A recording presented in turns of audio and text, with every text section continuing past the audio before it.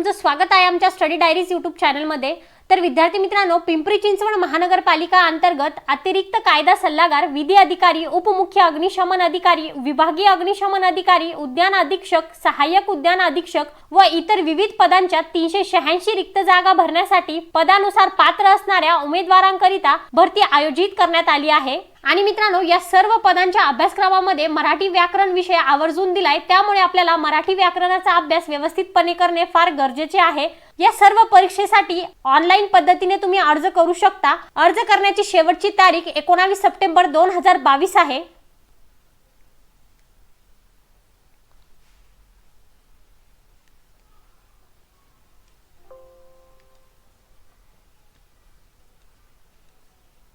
त्यामुळे जे विद्यार्थी याची तयारी करत आहात तर त्या विद्यार्थ्यांसाठी आजचा हा व्हिडिओ लेक्चर अतिशय महत्त्वाचा ठरणार आहे, कारण की आजच्या व्हिडिओ लेक्चर मध्ये आपण रिझल्ट साठी अतिशय महत्त्वाचं असं मराठी ग्रामर पूर्णपणे डिस्कस करणार आहोत।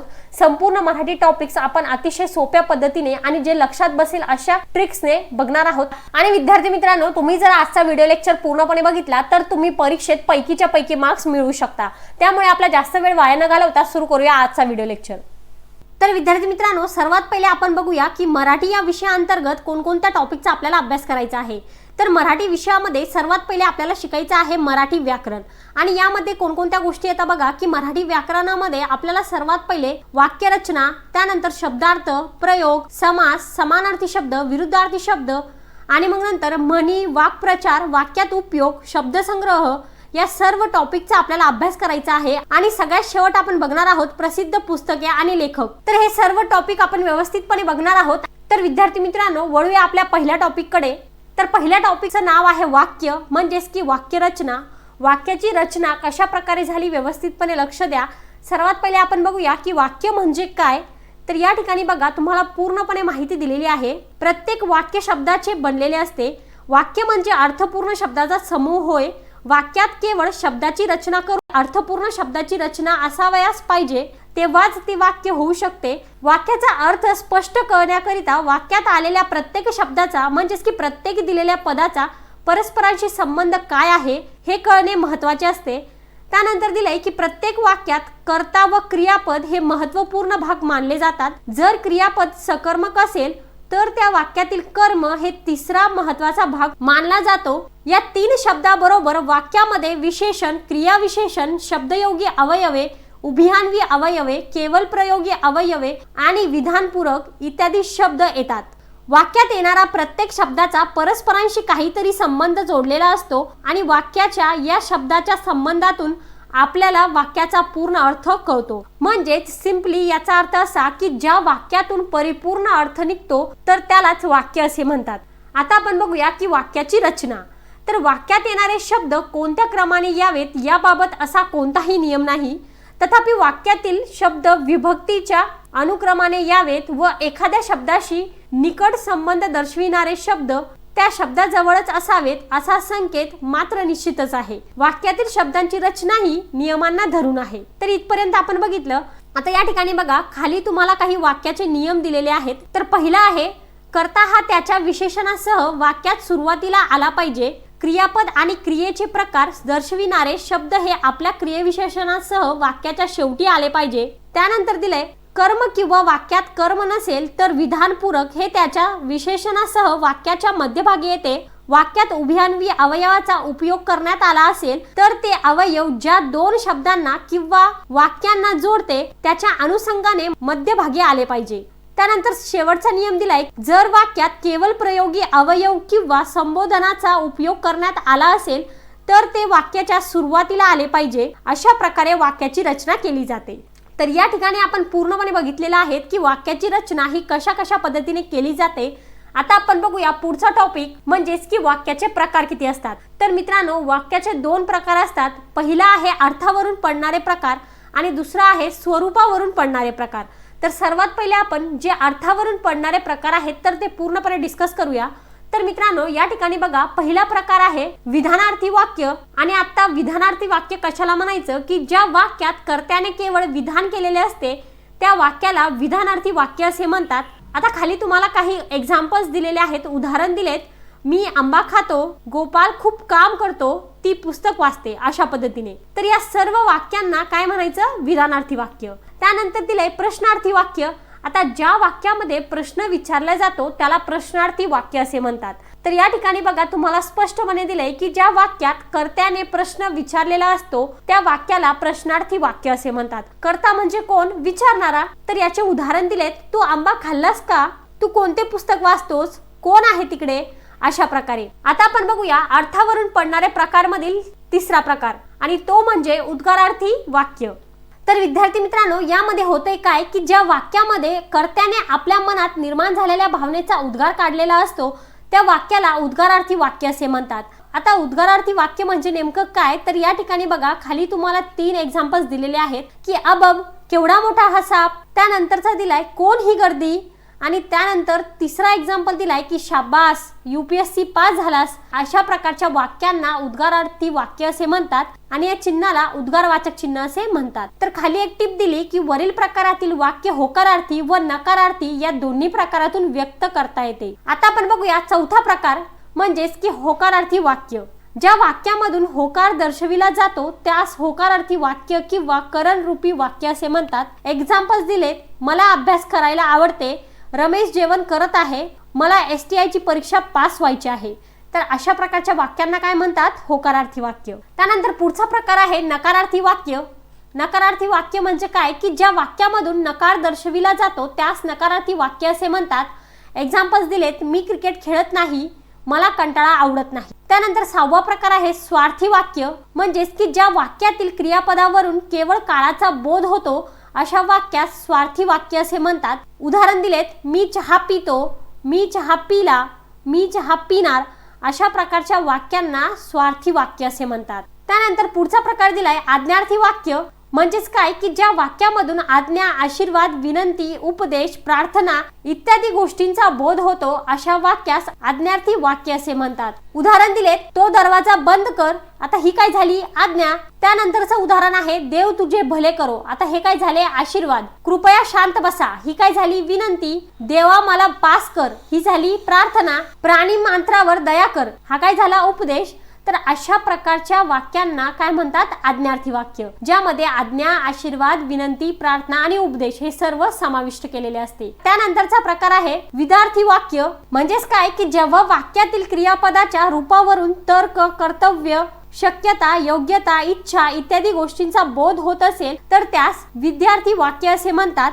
आता यासाठी उदाहरण दिले आहेत, आई वडिलांची सेवा करावी. हे काय झाले? कर्तव्य. तू पास होशील असे वाटते. ही काय झाली? शक्यता. ते काम फक्त सचिनच करू शकतो म्हणजे योग्यता. तू माझ्या सोबत यायला हवे असे मला वाटते.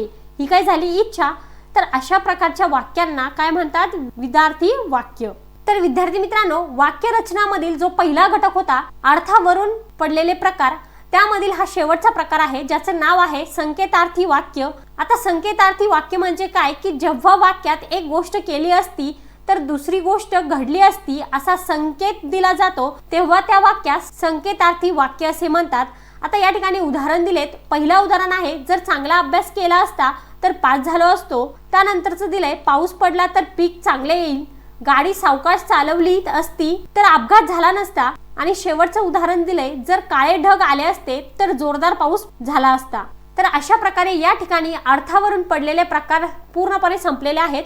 आता आपण बघूया वाक्यरचनामधील दुसरा भाग जो आहे स्वरूपावरून पडणारे प्रकार. मित्रांनो, स्वरूपावरून 3 भाग पडतात: केवळ वाक्य, संयुक्त वाक्य आणि मिश्र वाक्य. तर सर्वात पहिले आपण बघू केवळ वाक्य.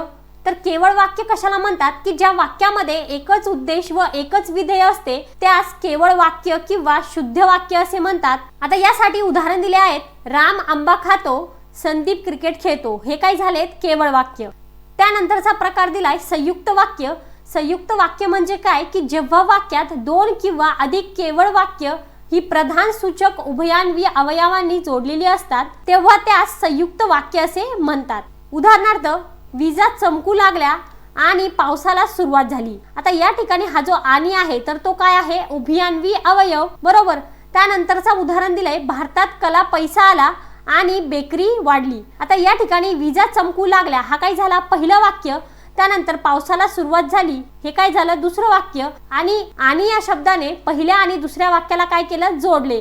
आणि यालाच संयुक्त वाक्य असे म्हणतात। तिसरा प्रकार आहे मिश्र वाक्य। आणि मिश्र वाक्य म्हणजे नेमकं काय की जेव्हा वाक्यात एक प्रधान वाक्य आणि एक किंवा अधिक गौण वाक्य उभयान्वी अवयवाने जोडली जातात वाक्यास मिश्र वाक्य असे म्हणतात। म्हणजेच की एका वाक्यामध्ये एकापेक्षा जास्त वाक्य। तर या ठिकाणी बघा उदाहरण दिलेत, नोकरी मिळावी म्हणून तो शहरात आला, तो शहरात गेला म्हणून त्याला नोकरी मिळाली।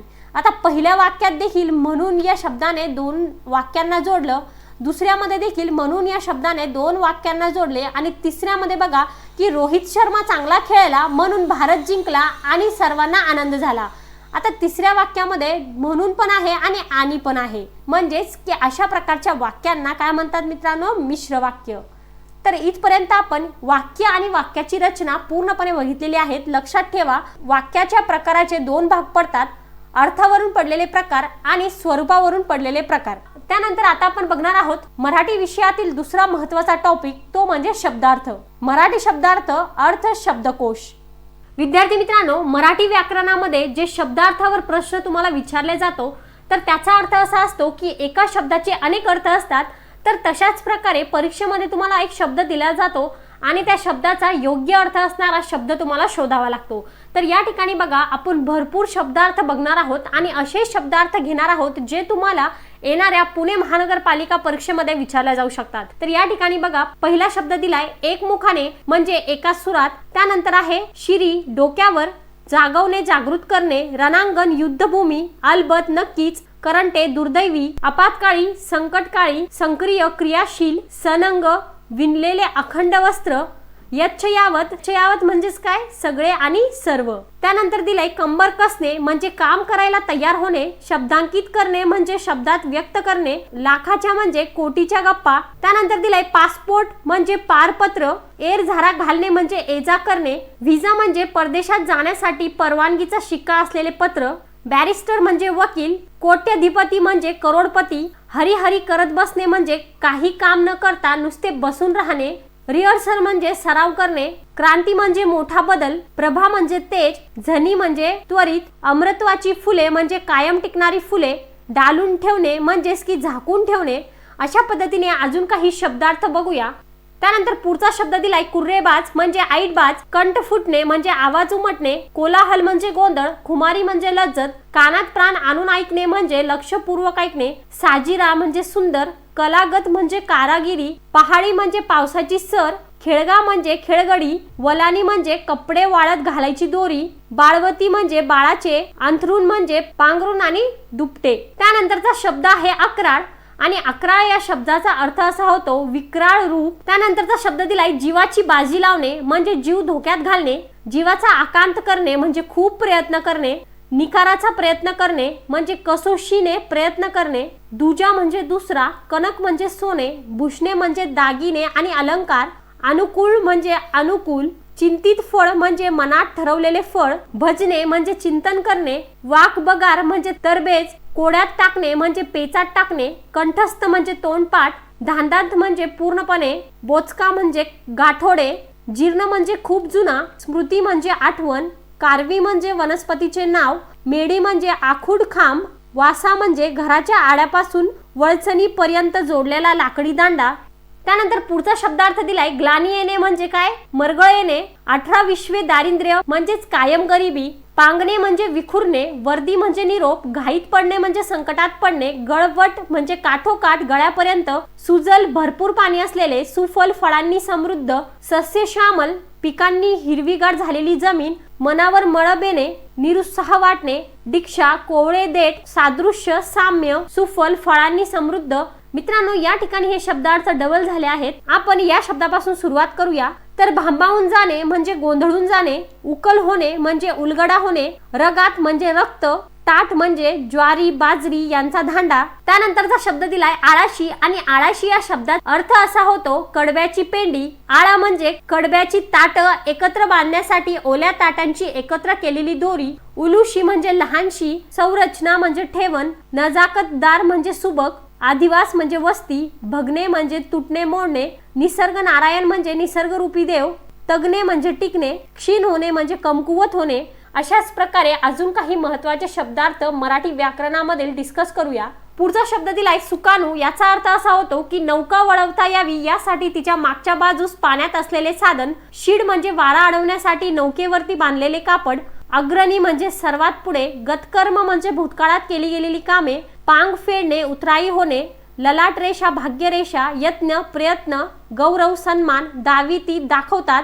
जाना, जाणून घ्या. सागर, समुद्र, सिंधू. उत्सव, समारंभ, सण, सोहळा, समारंभ. अडचण, समस्या. काळ, समय, वेळ. वेळ म्हणजे समय. यश म्हणजे सफलता. प्रवास म्हणजे सफर. आठवडा म्हणजे सप्ताह. गौरव म्हणजे सन्मान. घर म्हणजेच या शब्दाचा अर्थ असा होतो सदन. अविरत म्हणजे सतत, अखंड. संत म्हणजे सज्जन, साधू. दौलत म्हणजे संपत्ती. सायंकाळ म्हणजे संध्याकाळ. आपत्ती म्हणजे संकट. अनर्थ म्हणजे संकट. कुत्रा म्हणजे श्वान. कान म्हणजे श्रवण. कष्ट म्हणजे श्रम आणि मेहनत. निष्ठा या शब्दाचा अर्थ असा होतो श्रद्धा. अंत या शब्दाचा अर्थ आहे शेवट. पुढचा शब्द दिलेला आहे शिवार आणि या शब्दाचा अर्थ होतो शेत किंवा वावर. त्यानंतर आहे सेवा म्हणजे शुश्रूषा. आशीर्वाद म्हणजे शुभचिंतन. शाळुंका म्हणजे शिवलिंग. शेत म्हणजे शिवार, वावर. सजा म्हणजे शिक्षा. अचल म्हणजे शांत, स्थिर. चिडीचूप म्हणजे शांत. चंद्र म्हणजे रजनीनाथ. अंग म्हणजे शरीर. लाज म्हणजे शरम. वैरी म्हणजे शत्रू. सामर्थ्य म्हणजे शक्ती आणि बळ. पुढचा शब्द काय आहे ऊर्जा आणि ऊर्जा या शब्दाचा अर्थ असा होतो शक्ती. ऐश्वर्य म्हणजे वैभव. शास्त्रज्ञ म्हणजे वैज्ञानिक. झाड म्हणजे वृक्ष, तरु. विश्रांती म्हणजे विसावा. वैषम्य म्हणजे विषाद. भरवसा म्हणजे विश्वास. खात्री म्हणजे विश्वास. विसावा म्हणजे विश्रांती. लग्न म्हणजे विवाह. उशीर म्हणजे विलंब. विनंती म्हणजे विनवणी आणि वीज म्हणजे विद्युत. त्यानंतर पुढचा आणि महत्वाचा शब्द दिला युक्ती आणि या शब्दाचा अर्थ होतो विचार. त्यानंतर आहे गंध, वास. वारा, वात, पवन. प्रसाद, वाडा. प्रवासी, वाटसरू. वितरण, वाटप. वाद्य, वाजप. अंबर, वस्त्र.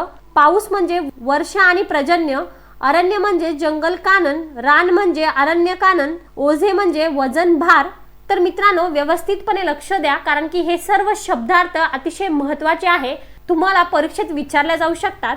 तर अशाच प्रकारे पुढचे आणि महत्त्वाचे शब्द या ठिकाणी दिलेले आहे. उक्ती, वचन. नमस्कार, वंदन. आसक्ती, लोप.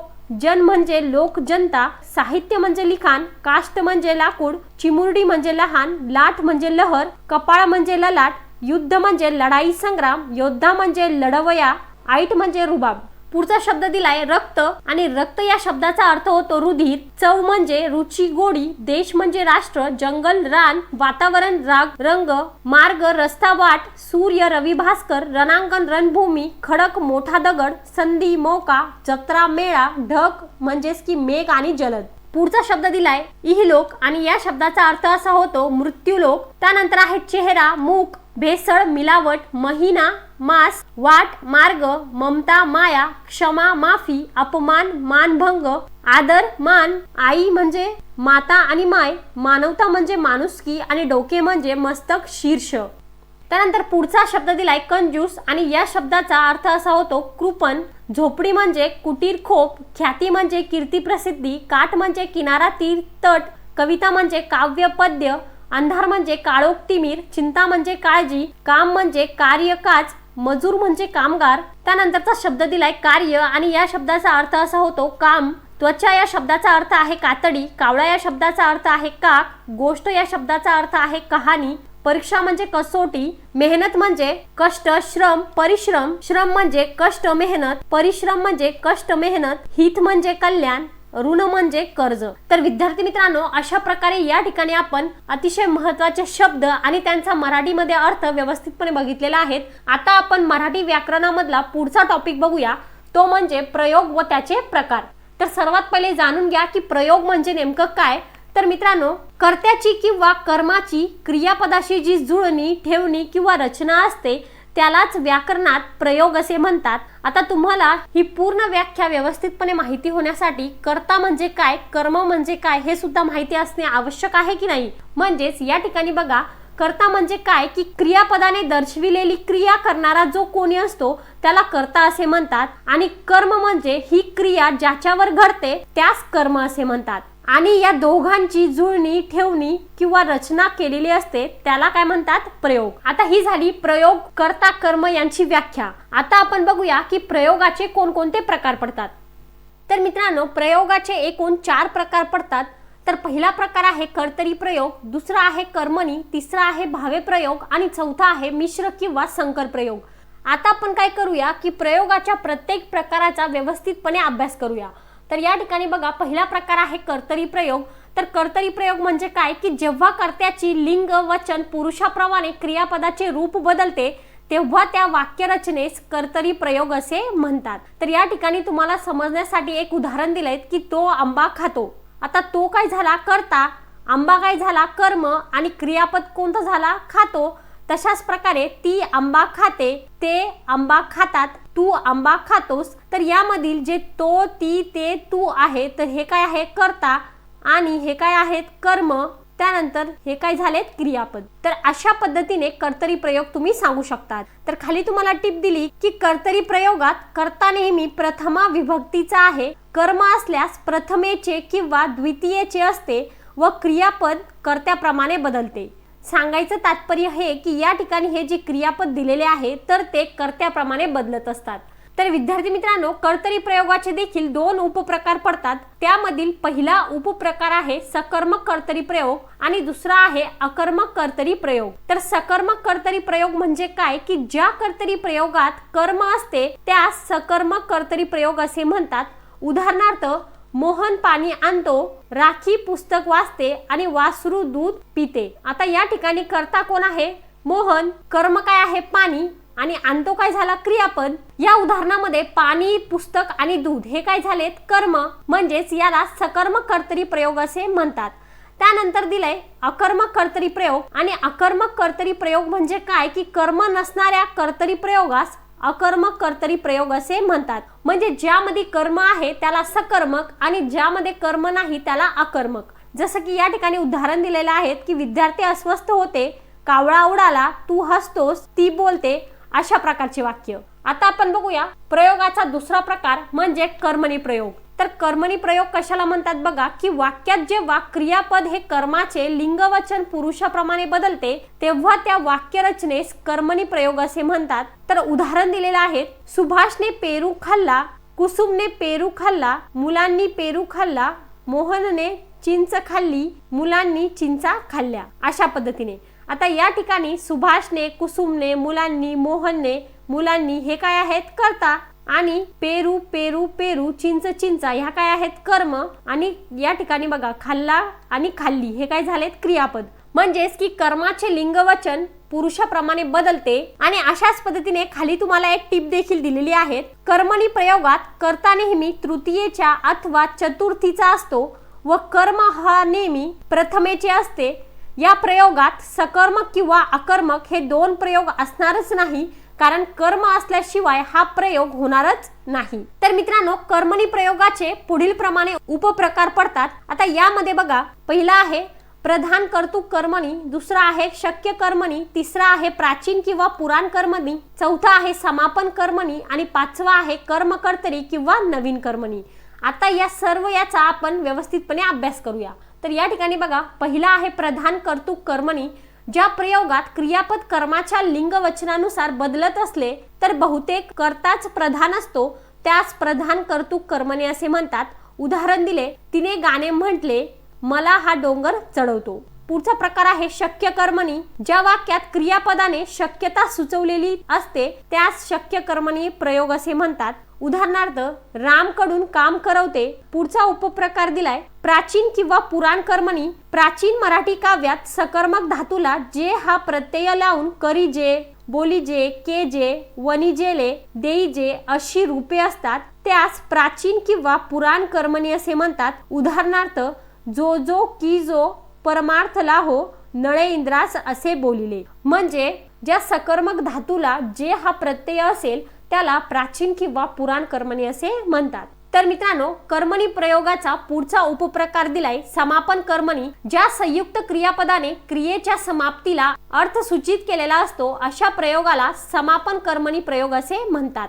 उदाहरणार्थ, त्याची गोष्ट लिहून झाली, त्याचा आंबा खाऊन झाला, अशा पद्धतीच्या वाक्यांना। त्यानंतर पाचवा कर्मणी प्रयोगाचा उपप्रकार आहे कर्मकर्तरी किंवा नवीन कर्मणी। ज्या वाक्यातील कर्माला प्राधान्य देऊन विधान करावयाचे असते किंवा कर्ता स्पष्ट नसतो किंवा कर्त्याला उल्लेख टाळावयाचा असतो व इंग्रजी भाषेतील पद्धतीप्रमाणे कर्मणी प्रयोगातील कर्त्याला कडून हे शब्दयोगी अवयव लावून त्यांची रचना केली जाते त्यास कर्मकर्तरी किंवा नवीन कर्मणी असे म्हणतात। आता उदाहरणार्थवरून तुम्हाला व्यवस्थितपणे समजेल। या ठिकाणी बघा, रावण रामाकडून मारला जातो, न्यायाधीशाकडून दंड आकारण्यात आला। म्हणजे ज्या पण वाक्यात कडून कडून या शब्दयोगी अवयव लावून रचना केली जाते त्याला काय म्हणायचं, कर्मकर्तरी किंवा नवीन कर्मणी। अशा पद्धतीने या ठिकाणी आपण कर्मणी प्रयोगाचे 5ही प्रकार बघितलेले आहेत। आता आपण बघूया तिसरा प्रयोग जो आहे भावे प्रयोग। तर भावे प्रयोग म्हणजे काय की वाक्यातील कर्त्याची अथवा कर्माची लिंग, वचन व पुरुष यांच्यात बदल केला तरीही क्रियापदाच्या रूपात काहीच बदल होत नाही त्यास भावे प्रयोग असे म्हणतात। उदाहरणार्थ बघा की मुलाने बैलास मारले, मुलीने बैलास मारले, बायकांनी बैलास मारले, तशाच पद्धतीने मुलाने गाईस मारले। म्हणजेच यामध्ये काय होतंय की लिंग जरी बदलला आणि कर्म जरी बदलला तरी सुद्धा क्रियापद बदलतंय का? म्हणजेच ज्या वाक्यात क्रियापद हे सारखं असतं आणि कर्ता कर्म बदलतो तर त्याला काय म्हणायचं, भावे प्रयोग। तर मित्रांनो, भावे प्रयोगाचे देखील 3 प्रकार पडतात। पहिला आहे सकर्मक भावे, दुसरा आहे अकर्मक भावे आणि तिसरा आहे भावे कर्तरी प्रयोग। तर या तिघांचाही आपण अभ्यास करूया। पहिला दिलाय सकर्मक भावे। ज्या भावे प्रयोगात क्रियापद सकर्मक असते म्हणजेच की क्रियापदाबरोबर कर्म असते त्यास सकर्मक भावे प्रयोग असे म्हणतात। ज्या वाक्यामध्ये क्रियापद आणि कर्म सोबत येईल त्याला काय म्हणायचं, सकर्मक भावे प्रयोग। उदाहरणार्थ, गवळ्याने गाईस बांधले, रामाने रावणास मारले, आईने मुलीस समजावले। आता या ठिकाणी गाईस, रावणास, मुलीस हे काय झाले, कर्म। त्यानंतर दिलाय अकर्मक भावे। ज्या भावे प्रयोगात क्रियापद अकर्मक असते म्हणजेच की क्रियापदाबरोबर कर्म नसते तेव्हा त्यास अकर्मक भावे प्रयोग असे म्हणतात। उदाहरणार्थ, त्याने लवकर यावे आणि तिला मळमळते। तिसरा प्रकार आहे भावे कर्तरी प्रयोग। कधी कधी वाक्यातील क्रियापदांना स्वतंत्र असे कर्ते नसतात तेव्हा त्यांना भावे कर्तरी प्रयोग असे म्हणतात। इथे क्रियेचा भाव किंवा अर्थ हाच वाक्यातील कर्ता असतो। म्हणजेच की उदाहरणार्थ, पेरू खाल्ला की मळमळते, सहलीत जाताना राजगडच्या पायथ्याशी उजाडले। म्हणजेच की अशा प्रकारच्या वाक्यांना काय म्हणायचं मित्रांनो, भावे कर्तरी प्रयोग। आता आपण बघूया प्रयोगाचा चौथा प्रकार मिश्र किंवा संकर प्रयोग। ज्या वाक्यात 2 प्रयोगाचे मिश्रण म्हणजेच की संकर झालेले आढळते त्यास मिश्र प्रयोग किंवा संकर प्रयोग असे म्हणतात। तर मिश्र प्रयोगाचे देखील 3 प्रकार पडतात, कर्तृ कर्म संकर, कर्तृ भाव संकर, कर्म भाव संकर। तर कर्तृ कर्म संकर म्हणजे काय की ज्या वाक्यात कर्तरी व कर्मणी या दोन्ही प्रयोगाचे अस्तित्व आढळून येते त्यास कर्तृ कर्म संकर प्रयोग असे म्हणतात। उदाहरण की तू मला पुस्तक दिलेस। आता वरील वाक्यातील कर्त्याचे वचन म्हणजे तू ऐवजी तुम्ही केले तर तुम्ही मला पुस्तक दिले असे वाक्य तयार होईल व वाक्यातील कर्माचे वचन पुस्तक ऐवजी पुस्तके केले तर तुम्ही मला पुस्तके दिली हे वाक्य होईल। म्हणून हा कर्तृ कर्म संकर प्रयोग आहे। त्यानंतर दिलाय कर्तृ भाव संकर। ज्या वाक्यात कर्तरी व भावे या दोन्ही प्रयोगाचे अस्तित्व आढळून येते त्यास कर्तृ भाव संकर प्रयोग असे म्हणतात। उदाहरण की तू घरी जायचे होतेस आणि या वाक्यातील कर्त्याचे लिंग, वचन, पुरुष बदलून त्याने घरी जायचे होते, तिने घरी जायचे होते व त्यांनी घरी जायचे होते ही वाक्य तयार होतील। म्हणजेच की भावे प्रयोग परंतु कर्त्याच्या वचनाप्रमाणे तुम्ही घरी जायचे होते म्हणजेच की वाक्यातील क्रियापद हे अंशतः कर्तरी आहे आणि म्हणून याला कर्तृ भाव संकर प्रयोग असे म्हणतात। त्यानंतर तिसरा प्रकार आहे कर्म भाव संकर। आणि कर्म भाव संकर म्हणजे काय की ज्या वाक्यात कर्मणी व भावे या दोन्ही प्रयोगाचे अस्तित्व आढळून येते त्यास कर्म भाव संकर प्रयोग असे म्हणतात।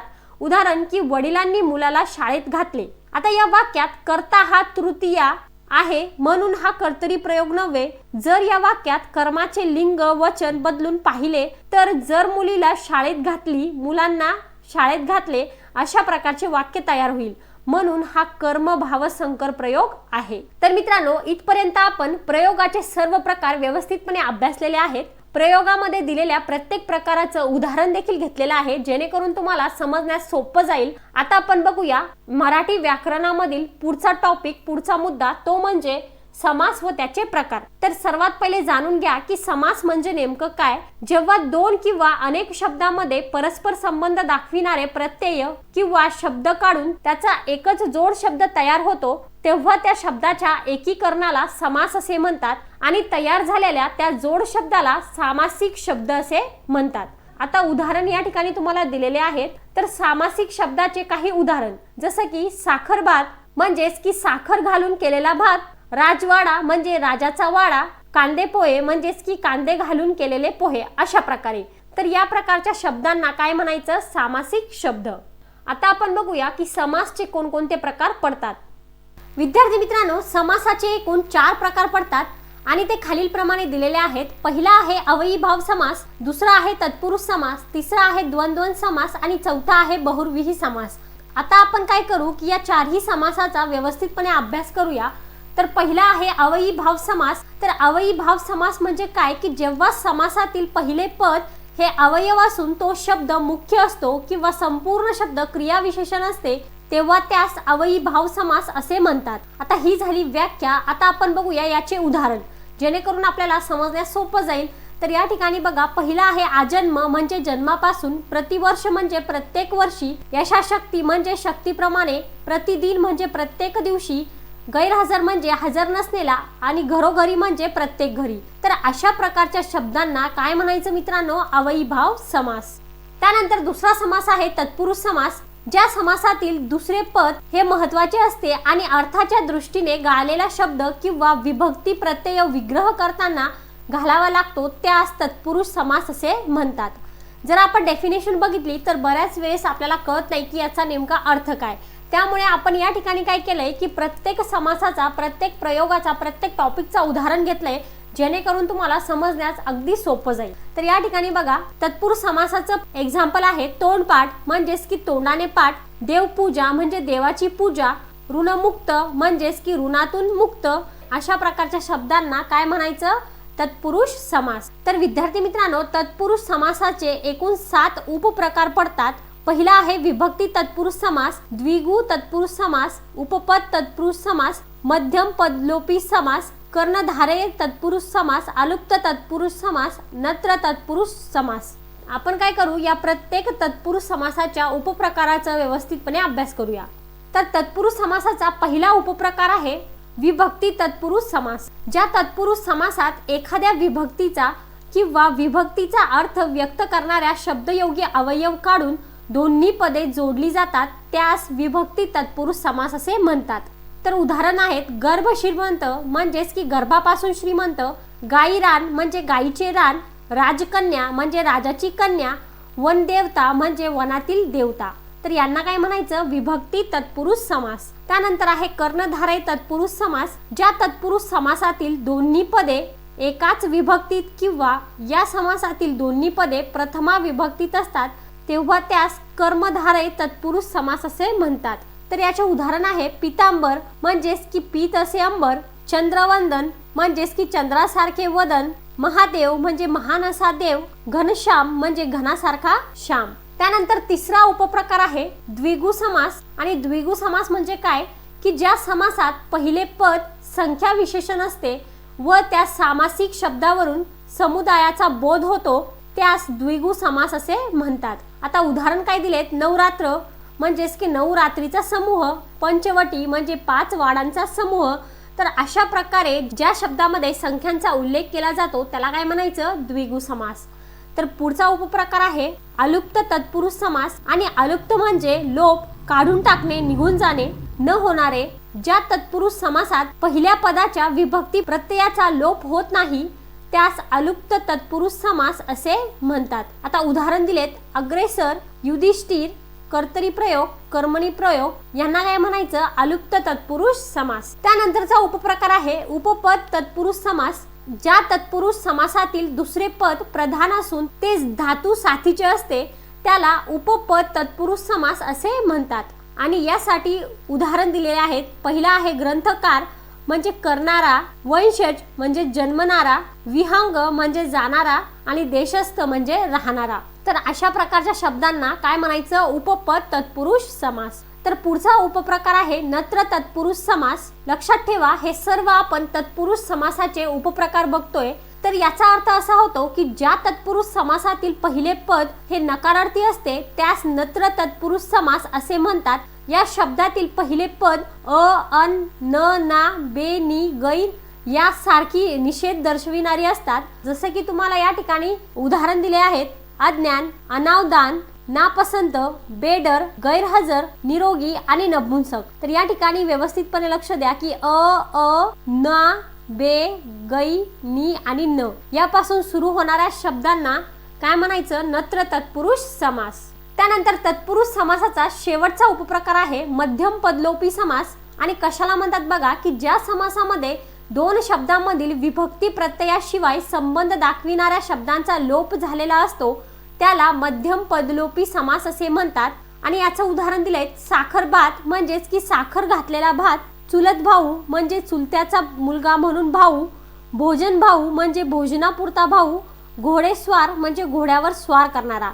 तर अशा प्रकारच्या शब्दांना काय म्हणायचं? मध्यम पदलोपी समास। त्यानंतर आपला तिसरा समास आहे द्वंद्व समास। आणि द्वंद्व समास कशाला म्हणतात? की ज्या समासातील दोन्हीही पदे सारखीच महत्त्वाची असतात त्यास द्वंद्व समास असे म्हणतात। आता ही झाली व्याख्या आणि उदाहरण जर तुम्ही बघितलं तर तुम्हाला व्यवस्थितपणे कळेल की या ठिकाणी बघा, पहिला आहे राम लक्ष्मण, ताट वाटी, विटी दांडू, धर्माधर्म आणि घरदार। तर जे दोन शब्द एकमेकांना जोडलेले असतात तर त्यांना काय म्हणायचं? द्वंद्व समास। तर विद्यार्थी मित्रांनो, द्वंद्व समासाचे 3 उपप्रकार पडतात। पहिला आहे इतरेतर द्वंद्व समास, वैकल्पिक द्वंद्व समास, समहार द्वंद्व समास। तर या तिघांचाही आपण व्यवस्थितपणे अभ्यास करूया। पहिला आहे इतरेतर द्वंद्व समास। तर ज्या समासाचा विग्रह करताना आणि या समुच्चय बोधक उभयान्वी अवयवाचा उपयोग करावा लागतो त्यास इतरेतर द्वंद्व समास असे म्हणतात। आणि उदाहरण दिलेत माता पिता म्हणजे माता आणि पिता, हरिहर म्हणजे हरी व हर। तर अशा प्रकारच्या शब्दांना काय म्हणायचं? इतरेतर द्वंद्व समास। त्यानंतर पुढचा प्रकार आहे वैकल्पिक द्वंद्व समास। ज्या समासाचा विग्रह करताना किंवा, अथवा, अगर या विकल्प दाखविणाऱ्या उभयान्वी अवयवांचा उपयोग करावा लागतो त्यास वैकल्पिक द्वंद्व समास असे म्हणतात। म्हणजेच उदाहरण दिलेत धर्माधर्म, धर्म किंवा अधर्म, न्यायान्याय म्हणजे न्याय किंवा अन्याय, 3-4 म्हणजे 3 किंवा 4। तर या ठिकाणी जो किंवा लिहिलेला आहे तर त्यांनी काय झालंय, दोन शब्द एकमेकांना जोडले गेले। तर अशा प्रकारच्या शब्दांना काय म्हणायचं? वैकल्पिक द्वंद्व समास। तर मित्रांनो, द्वंद्व समासाचा तिसरा आणि शेवटचा उपप्रकार आहे समहार द्वंद्व समास। आणि कशाला म्हणतात बघा, की ज्या समासातील विग्रह करताना त्यातील दोन पदांच्या अर्थाशिवाय त्या जातीच्या इतर पदार्थाचाही समावेश असतो व त्याचा विग्रह करताना वगैरे, इत्यादी, आदी या शब्दांचा उपयोग होतो त्यास समाहार द्वंद्व समास असे म्हणतात। तर उदाहरण दिलेत अंथरूण पांघरूण म्हणजेच की अंथरूण पांघरुणासाठी लागणाऱ्या वस्तू व इतर कपडे, शेतीवाडी म्हणजे शेतीवाडी व इतर संपत्ती, पाप पुण्य म्हणजे पाप किंवा पुण्य, भाजीपाला म्हणजे भाजी आणि इतर पदार्थ। तर अशा प्रकारच्या शब्दांना काय म्हणायचं? समहार द्वंद्व समास। त्यानंतर समासाचा चौथा प्रकार आहे बहुर्विही समास। आणि बहुर्विही समास कशास म्हणतात बघा, की ज्या समासातील दोन्हीही पदे महत्त्वाची नसून ही दोन्ही पदे मिळून तिसऱ्या गोष्टीचा जेव्हा बोध होतो त्यास बहुर्विही समास असे म्हणतात। तर उदाहरण दिलेत एक दंत म्हणजेच की एक आहे ज्याला दंत तो म्हणजे गणपती। त्यानंतर आहे नीलकंठ म्हणजे निळा आहे कंठ ज्याचा तो म्हणजे शंकर, जितेंद्रिय म्हणजेच की जिंकली आहे ज्याने इंद्रिय तो म्हणजे महावीर।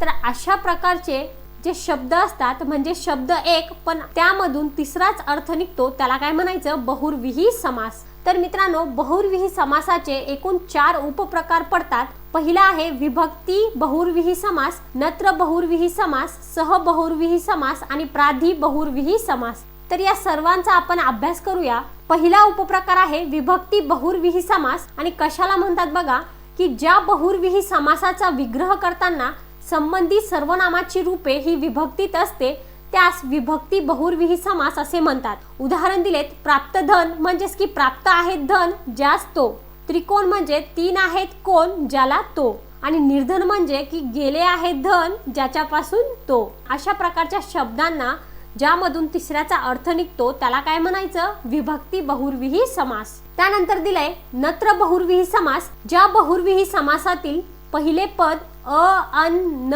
नी असे नकारात्मक असते त्यास नत्र बहुव्रीही समास असे म्हणतात। उदाहरण दिलेत अनाथ, अनंत, निरास, अनादी आणि नपुंसक। तर या शब्दांना काय म्हणायचं, नत्र बहुव्रीही समास। तर बहुव्रीही समासाचा पुढचा उपप्रकार दिलाय सह बहुव्रीही समास, ज्या बहुव्रीही समासातील पहिले पद सह किंवा स या अवयवाने सुरू होते तेव्हा त्यास सह बहुव्रीही समास असे म्हणतात। उदाहरण आहेत सनात, सहोदर, सहमित्र, सहपरिवार, सादर, सफल, सबल, सुपुत्र। ज्यांची सुरुवात स या अक्षराने होते त्याला काय म्हणायचं, सह बहुव्रीही समास। त्यानंतर दिलंय प्राधी बहुव्रीही समास आणि याचा अर्थ असा की ज्या बहुव्रीही समासातील पहिले पद हे उपसर्ग असेल तर तो प्राधी बहुव्रीही समास होतो। म्हणजेच उदाहरण दिले निर्मला, सुलोचना, निर्धन, निर्दय, कुरूप, नीरस, दुर्गुणी, विरागी। तर अशा प्रकारच्या शब्दांना काय म्हणायचं, प्राधी बहुव्रीही समास। तर विद्यार्थी मित्रांनो, इथपर्यंत आपण समासाचे सर्व प्रकार बघितलेले आहेत, प्रत्येक प्रकाराचं उदाहरण देखील घेतलेलं आहे। तर मित्रांनो, सर्वात पहिले आपण समानार्थी शब्द बघूया। तर या ठिकाणी बघा, अरण्य या शब्दाचा समानार्थी शब्द आहे जंगल, कानन, वन, विपिन, रान, आटवी। आकाश या शब्दाचा समानार्थी शब्द आहे गगन, अंबर, नभ, तारांगण, अंतराळ, आभाळ, व्योम, अंतरिक्ष, वितान। अश्व या शब्दाचा समानार्थी शब्द आहे तुरुंग, घोडा, वारू, वाजी, हय, तुरंगम। आश्चर्य या शब्दाचा समानार्थी शब्द आहे अचंबा, नवल, विस्मय। अमृत या शब्दाचा समानार्थी शब्द आहे सुधा, पियुष। आहार याचा समानार्थी शब्द खाद्य, भोजन। अनलचा समानार्थी शब्द अग्नी, विस्तव, पावक, वन्नी, वैश्वानर। आठवण या शब्दाचा समानार्थी शब्द स्मृती, स्मरण। आमूलाग्र या शब्दाचा समानार्थी शब्द मुळापासून शेंड्यापर्यंत। अभिषेकचा समानार्थी शब्द अभिषव, अभिषेष। आईचा समानार्थी शब्द जननी, माय, माऊली, माता, मातोश्री, जन्मदात्री। अभिनयचा समानार्थी शब्द अंगविक्षेप, हावभाव। अहिचा समानार्थी शब्द सर्प, साप, भुजंग। आकांक्षाचा समानार्थी शब्द इच्छा। अर्जुनचा समानार्थी शब्द भारत, पार्थ, धनंजय, किरीट, फाल्गुन। आमरणचा समानार्थी शब्द मरेपर्यंत। आनचा समानार्थी शब्द शपथ। अमितचा समानार्थी शब्द असंख्य, अगणित, अमर्याद। आळशीचा समानार्थी शब्द कामचुकार, ऐदी, मंद, सुस्त, कुच्चर, निरुद्योगी, उठवळ, उठाळ, उडंगळ, आळसट। अर्थचा समानार्थी शब्द भावार्थ, मतलब, उद्देश, हेतू, भाव, तात्पर्य, अभिप्राय। अगत्याने याचा समानार्थी शब्द स्वागतशील दृष्टीने। आस्थाचा समानार्थी शब्द आदर, जिव्हाळा, आपुलकी, अगत्य। अभ्यासचा समानार्थी शब्द व्यासंग, सराव, परिपाठ। ईश्वरचा समानार्थी शब्द परमेश्वर, प्रभू, देव, अलक, अलक्ष, आनंदघन, ईश। अवहेलनाचा समानार्थी शब्द अपमान, हेटाळणी, दुर्लक्ष। अंगनाचा समानार्थी शब्द श्री। अक्षमचा समानार्थी शब्द न संपणारा। इंद्रचा समानार्थी शब्द नाकेश, शक्र, देवेंद्र, पुरंदर, वासव, वर्जपानी, सहस्राक्ष। अस्तचा समानार्थी शब्द मावळणे, शेवट होणे। अभियानचा समानार्थी शब्द मोहीम। आनंदचा समानार्थी शब्द संतोष, हर्ष, प्रमोद, तोष, मोद। इंदूचा समानार्थी शब्द चंद्र, शशी, रजनीनाथ, सुधाकर, सोम। आणि कपाळचा समानार्थी शब्द ललाट, कपोल, निढळ, आलिक आणि भाल। त्यानंतर पुढचा आणि महत्त्वाचा शब्द दिलाय इच्छा आणि याचा समानार्थी शब्द आहे आशा, मनीषा, अपेक्षा, वासना, आकांक्षा, आरजू। उतारूचा समानार्थी शब्द प्रवासी, यात्रिक, यात्रेकरू। किरणचा समानार्थी शब्द कर, रश्मी, अंशु, मयूर। उदरनिर्वाहाचा समानार्थी शब्द चरितार्थ। कावळाचा समानार्थी शब्द काक, वायस, एकाक्ष, काऊ। उंटचा समानार्थी शब्द उष्टर, उष्ट्र। उपनयनचा समानार्थी शब्द मुंज। कृष्णाचा समानार्थी शब्द कन्हैया, मुरलीधर, देवकी पुत्र, वासुदेव, कान्हा, मुरारी। विष्णूचा आठवा अवतार। ऊनचा समानार्थी शब्द लोकर, उर्ण। उत्कर्षचा समानार्थी शब्द वाढ, संपन्नता, भरभराट। ऐतोबाचा समानार्थी शब्द काम न करणारा। क्रीडाचा समानार्थी शब्द खेळ, मौज, मनोरंजन, क्रीडन, विहार, विलास। अंबरचा समानार्थी शब्द आकाश, नभ, आभाळ, गगन, अवकाश, अंतरिक्ष, अंतराळ, तारांगण। किंकरचा समानार्थी शब्द दास, सेवक, भृत्य, अनुचर। खूनचा समानार्थी शब्द चिन्ह, निशाणी, संकेत. कोकिळचा समानार्थी शब्द कोयल, कोकिल, पीक, कोगुळ. खचा समानार्थी शब्द पक्षी, द्विज, विहंग, शकुंत. खलचा समानार्थी शब्द नीच, दृष्ट, दुर्जन. काळोखचा समानार्थी शब्द अंधार, तिमिर, तम. खूनचा समानार्थी शब्द वध, हत्या. या ठिकाणी बघा न अशा प्रकारे आहे आणि या ठिकाणी अशा प्रकारे. तर जो पहिला खून आहे त्याचा समानार्थी शब्द काय आहे? चिन्ह, निशाणी. आणि दुसरा जो खून आहे त्याचा समानार्थी शब्द काय आहे? वध आणि हत्या. त्यानंतरचा शब्द दिलाय कृपण आणि याचा समानार्थी शब्द आहे कंजूस, हिमटा, कोमटा, चिक्कू, खंक. खचचा समानार्थी शब्द ढीक, थर, गंज, रास. कुरूपचा समानार्थी शब्द आकाररहित, बेडप, विद्रूप. गणपतीचा समानार्थी शब्द गणेश, गजानन, विघ्नहर्ता, गणराय, लंबोदर, चिंतामणी, एकदंत, वक्रतुंड, धरणीधर. खजिनाचा समानार्थी शब्द तिजोरी, भांडार, कोश, द्रव्यनिधी. कमळचा समानार्थी शब्द राजीव, पद्म, नलिनी, सरोज, पंकज, नीरज, अंबुज, अब्ज. गरजचा समानार्थी शब्द आवश्यकता, निकड, जरुरी. काळजीचा समानार्थी शब्द फिकीर, आस्था, चिंता, कळकळ. कासवचा समानार्थी शब्द कमट, कूर्म, कच्छ, कच्छप. गरुडचा समानार्थी शब्द खगेश्वर, खगेंद्र, वैनतेय, द्विजराज. डीलचा समानार्थी शब्द ऐट, दिमाग, रुबाब. गर्दीचा समानार्थी शब्द दाटी, खच आणि गर्दी. विद्यार्थी मित्रांनो, हे सर्व समानार्थी शब्द अतिशय महत्त्वाचे आहेत, तुम्हाला परीक्षेमध्ये विचारले जाऊ शकतात, त्यामुळे व्यवस्थितपणे लक्षात ठेवा. पुढचे समानार्थी शब्द दिलेत. ढग याचा समानार्थी शब्द आहे मेघ, घन, आर्द, पयोधर, जलद, अभ्र, अब्ध. गौरवचा समानार्थी शब्द आहे अभिनंदन, सन्मान. गर्वचा समानार्थी शब्द आहे अहंकार. तलावचा समानार्थी शब्द तडाख, कासार, सरोवर, तटाक, सारस. घरचा समानार्थी शब्द भवन, सदन, ग्रह, निकेतन, आलय, निवास, धाम, गेह. ताकदचा समानार्थी शब्द शक्ती, बल. तोंडचा समानार्थी शब्द मुख, तुंड, आनंद, वदन. घासचा समानार्थी शब्द ग्रास, केवळ. तलवारचा समानार्थी शब्द शमशेर, खडक. जमीनचा समानार्थी शब्द भूमी, भुई, भू. त्वेषचे समानार्थी शब्द स्फुरण, आवेश. जरबचा समानार्थी शब्द धाक, दबदबा, दरारा, वचक, दहशत. तारुण्याचा समानार्थी शब्द जवानी, ज्वानी, यौवन. देहचा समानार्थी शब्द तन, शरीर, तनु, काया, वपू. जलचा समानार्थी शब्द पाणी, जीवन, नीर, उदक, सलील. दैत्याचा समानार्थी शब्द दानव, राक्षस, असुर. चांदणेचे समानार्थी शब्द चंद्रिका, ज्योत्स्ना, कौमुदी. देवचा समानार्थी शब्द परमेश्वर, ईश्वर, अमर, सूर, ईश. चौताळणेचा समानार्थी शब्द चिडणे, रागावणे. दूधचा समानार्थी शब्द क्षीर, दुग्ध, पय.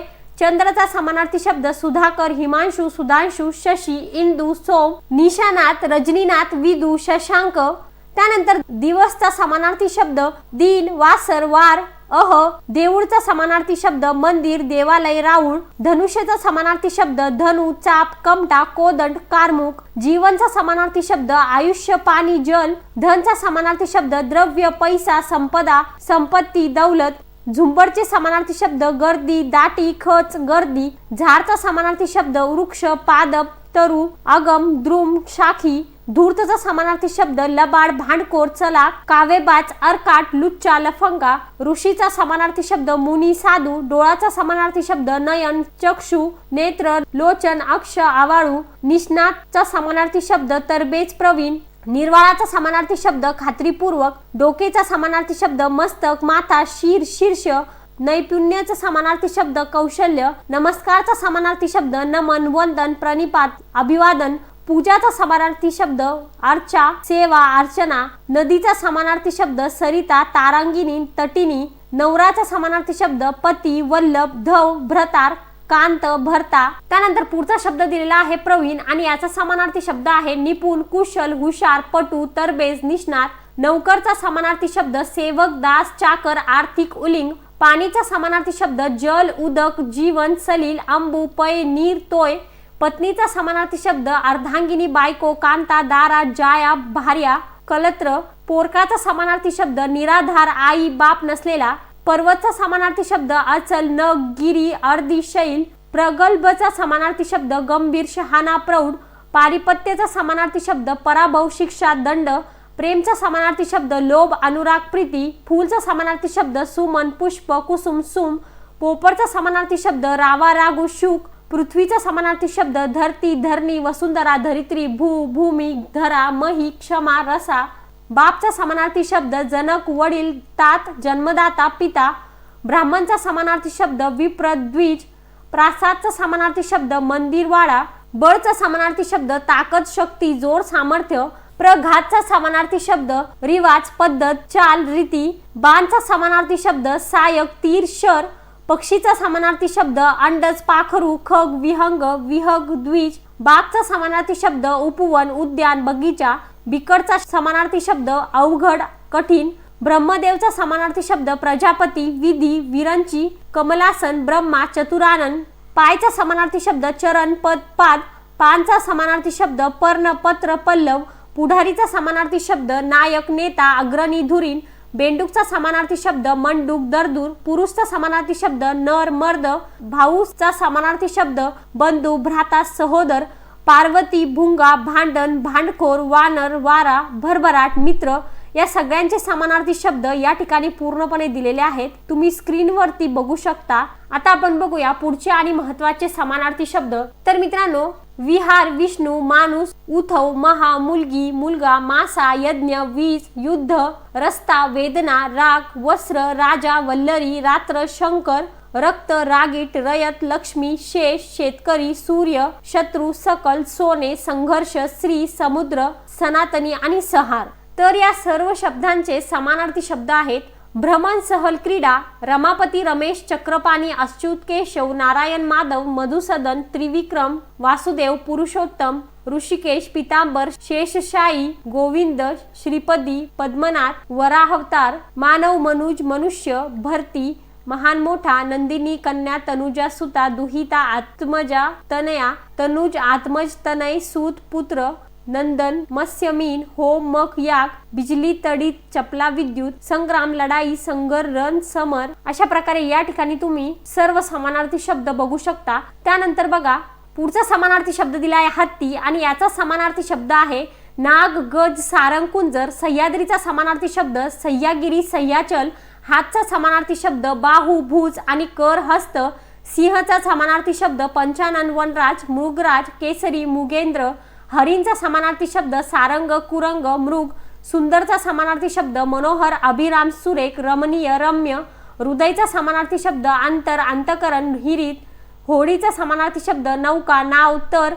सुरुवातचा समानार्थी शब्द प्रारंभ आरंभ आदी। हुशारचा समानार्थी शब्द चतुर चलाक तरबेज कसबी कालमतराश। सूर्याचा समानार्थी शब्द सविता भास्कर रवी मित्र आदित्य अर्क भानु दिनकर दिनमयी। पैशाचा समानार्थी शब्द दाम। हिरमोडचा समानार्थी शब्द विरस। आकाशवाणीचा समानार्थी शब्द नभोवाणी। अनुरक्ताचा समानार्थी शब्द प्रेमात पडलेली। कटीचा समानार्थी शब्द कंबर। पांथस्थचा समानार्थी शब्द वाटसरू। खळचा समानार्थी शब्द दुर्जन। तोळंबाचा समानार्थी शब्द दष्टपुष्ट लंबक तुळई। मिठीचा समानार्थी शब्द आवड। नवोढाचा समानार्थी शब्द नववधू। व्युत्पत्तीचा समानार्थी शब्द युगम। मक्षिकाचा समानार्थी शब्द माशी। वर्मचा समानार्थी शब्द रहस्य। दंभचा समानार्थी शब्द ढोंग। अपत्याचा समानार्थी शब्द मूल। अनुचितचा समानार्थी शब्द अयोग्य। पक्षपात अभिवृद्धी अभिजात अवकाळी निबर विश्वासघात वराह उत्कंठा प्रमय सरमाड वैरण वृश्चिक तमोगुणी यांचे समानार्थी शब्द आहे असमदृष्टी उत्कृष्ट उच्च दर्जाचा अवेळी बोथट झालेला कोमलत्व संपलेला भसवणूक डुक्कर उत्सुकता सिद्धांत बाजरीची ताटे ज्वारीची ताटे विंचू शीघ्रकोपी। त्यानंतर देखणे अवयव परिहार उद्धृत करणे उन्मत्त याचा समानार्थी शब्द आहेत सुंदर जमा खर्च निवारण स्पष्टीकरण देणे मत्स्यवाल। त्यानंतर तोरा कपिला षष्टीचा योग राबता स्वीय विवंचना ओशाने विहित अनुराग यांचे समानार्थी शब्द आहेत वर्दळ स्वतःचे काम काळजी लाजणे शरमणे उचित प्रेम। त्यानंतर आहे अहर्निशी जीव शिव भ्रतार गडणी कामिनी ललाटी फटकळ मिस्किल यांचे समानार्थी शब्द आहे रात्रंदिवस आत्मा परमात्रा नवरा मैत्रीण श्रीनारी कपाळी स्पष्टवक्तेपणा खोडकर। त्यानंतर आहे मनमुराद कांती हमकास मुखस्तंभ भाकड चतुराई मुबलक शिंगार ओहोटी भरती डकविणे आमलान पिकलपान यांचे समानार्थी शब्द आहेत मनसोक्त सतेज त्वचा खात्रीने गप्प राहणारा दूध न देणारे हुशारी पुष्कळ साज शृंगार मागे जाणे पुढे जाणे चिकटविणे शुद्ध आणि वृद्धत्व। तर हे सर्व समानार्थी शब्द अति महत्त्वाचे होते। आता आपण बघूया मराठी व्याकरणामधील पुढचा टॉपिक तो म्हणजे विरुद्धार्थी शब्द। तर पहिला शब्द आहे अनाथ आणि याचा विरुद्धार्थी शब्द आहे सनाथ. अनुकूलचा विरुद्धार्थी शब्द प्रतिकूल. तशाच प्रकारे अब्रू, अग्रज, अवजड, अवघड यांचे समानार्थी शब्द आहे बेअब्रू, अनुज, हलके, सुलभ, सोपे. अल्लडचा शब्द पोक्त, अर्थपूर्ण, निरर्थक, अनुरूप, विजोड. अध्ययन, अध्यापन, आकाश, पातळ, अमावास्या, पौर्णिमा, आदर, अनादर, आरोहण, अवरोहण, आगंतुक, आमंत्रित, आवडता, ना आवडता, आपुलकी, दुरावा, आस्तिक, नास्तिक, आळशी, उद्योगी, आनंद, दुःख, आळस, उत्साह, आगमन, निर्गमन, आस्था, अनास्था, आशीर्वाद, शाप, आत, बाहेर, आयात, निर्यात, कनिष्ठ, वरिष्ठ, कळस, पायरी, पाया, कर्कश, मंजूळ, काटकसर, उधळपट्टी, किमान, कमाल, कोमल, कठोर, कृपण, उदार, कृतज्ञ, कृतज्ञ, कृपा, अवकृपा, कच्चा, पक्का, कृष्ण, धवल, काळोख आणि प्रकाश. त्यानंतर पुढचे विरुद्धार्थी शब्द दिलेत. अर्वाचीन याचा विरुद्धार्थी शब्द आहे प्राचीन. अभिमान, दुर्भिमान, असाध्य, साध्य, अव्यक्त, व्यक्त, अतिवृष्टी, अवर्षण, अमृत, विष, अलीकडे, पलीकडे, आवंक, जावक, आरोग्य, अनारोग्य, आवृत, अनावृत्त, इकडे, तिकडे, इष्ट, अनिष्ट,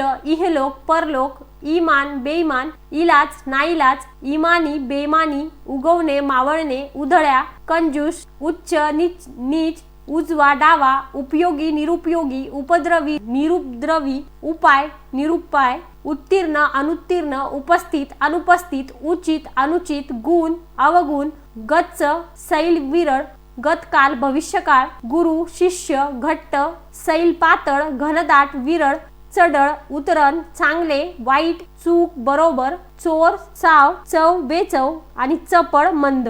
मित्रांनो, हे सर्व काय आहेत? एकमेकांचे विरुद्धार्थी शब्द. आता पुढचा शब्द दिलाय आदी आणि याचा विरुद्धार्थी शब्द आहे अंत. तशाच प्रकारे आजी या शब्दाचा विरुद्धार्थी शब्द आहे माझी. आवश्यकचा विरुद्धार्थी शब्द अनावश्यक. आघाडीचा विरुद्धार्थी शब्द पिछाडी. आरंभचा विरुद्धार्थी शब्द शेवट, अखेर. आसक्ती, विरक्ती, अनासक्ती, अबोल, वाचाळ, अपेक्षित, अनपेक्षित, अनुभवी, अननुभवी, अवधान, अनवधान, अविभक्त, विभक्त, अजस्र, चिमुकले, अवर्णनीय, वर्णनीय, अपवित्र, पवित्र, असंग, संग, अजान, सुजान, अपेक्षित, अनपेक्षित, अभेर, स्वीकार, अकल्पित, कल्पित, नैसर्गिक, कृत्रिम, अदृश्य, दृश्य, अप्रत्यक्ष, प्रत्यक्ष, अयाचित, याचित, अकर्मक, सकर्मक, अथांग, थांग, उंच, ठेंगणा, उत्साह, निरुत्साह, उद्धट, नम्र, उताना, पालथा, उग्र, सौम्य, उत्कर्ष, अपकर्ष, उदय, अस्त, उदार, कंजूष, उत्कृष्ट, निकृष्ट, उपकार, अपकार, उष्ण, थंड, शीतल, एकत्र, वेगवेगळे, एक आणि अनेक. अशाच प्रकारे अतिशय महत्त्वाचे असे विरुद्धार्थी शब्द बघूया. तर मित्रांनो, पुढचा शब्द दिलाय काळा आणि याचा विरुद्धार्थी शब्द आहे पांढरा.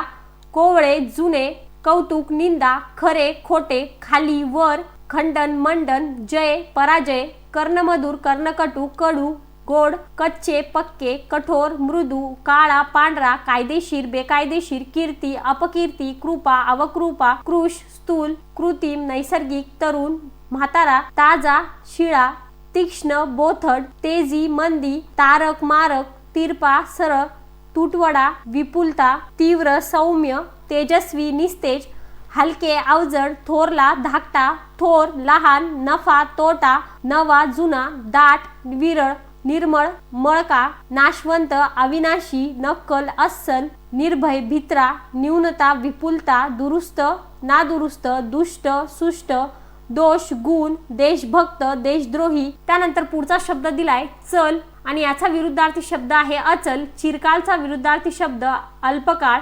चंचलचा विरुद्धार्थी शब्द स्थिर. जन्मचा विरुद्धार्थी शब्द मृत्यू. जलदचा विरुद्धार्थी शब्द सावकाश, हळू.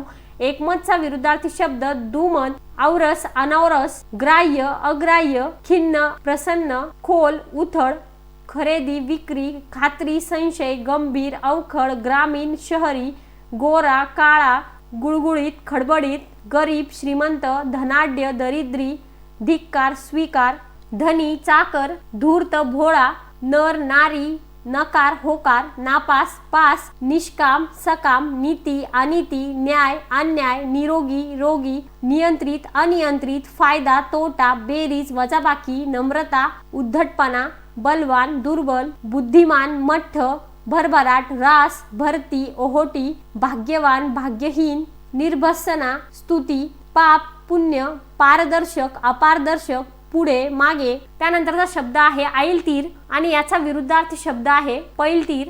ऐच्छिकचा विरुद्धार्थी शब्द अनैच्छिक, ओवळाचा विरुद्धार्थी शब्द सोवळा, ओलेचे विरुद्धार्थी शब्द सुके, एक वचनचे विरुद्धार्थी शब्द अनेक वचन, गबाळाचा विरुद्धार्थी शब्द नीटनेटका, गरमचा विरुद्धार्थी शब्द थंड, जहाल, मवाळ, जागृत, निद्रिस्त, जीत, जेता, विजयी, जमा, खर्च, जाणता, अजाणता, झपाझप, सावकाश, टंचाई, विपुलता, टणक, मऊ, ढ, हुशार, ढब्बू, किरकोळ, प्रामाणिक, अप्रामाणिक, प्रसिद्ध, अप्रसिद्ध, पौर्वात्य, पाश्चिमात्य, प्रगती, अधोगती, प्रखर, सौम्य, परिहार्य, अपरिहार्य, प्रतिष्ठा, अप्रतिष्ठा, पसंत, नापसंत, पापी, निष्पाप, फरक, साम्य, फिकट, गडद, फुलणे, कोमजणे, दृश्य, अदृश्य, बरोबर, चूक, दिवस, रात्र, दीर्घ, रस्व, दुष्काळ, सुकाळ, दुर्जन, सज्जन, दुर्भिक्ष, सुबत्ता, मान, अपमान, भक्कम, कमकुवत, भव्य, चिमुकले, मित्र, शत्रू, मावळता, उगवता. अशाच प्रकारे अजून काही विरुद्धार्थी शब्द बघूया.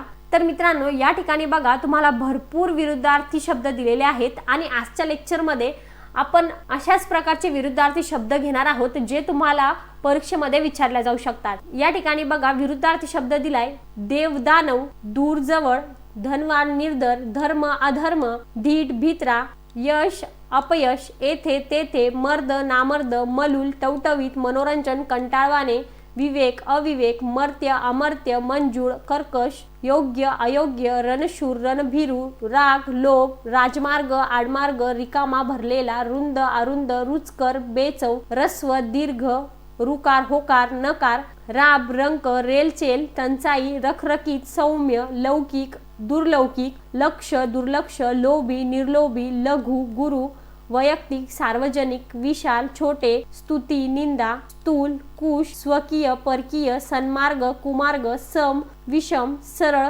वक्र, सबळ, दुर्बळ, साह्य, असहाय्य.